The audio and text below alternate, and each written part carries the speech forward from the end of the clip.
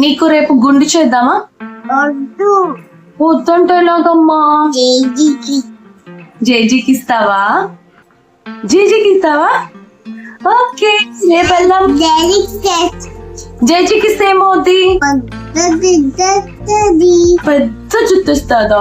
So అదేంటి విషయం.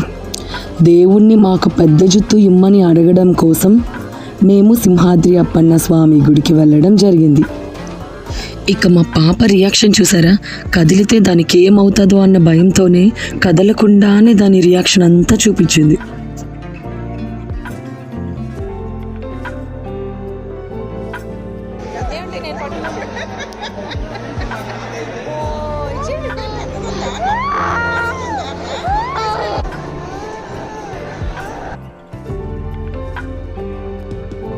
బాగున్నావా? నచ్చిందా నీకు? ఈ తండ్రి కూతుర్ల ప్రేమ చూసారా?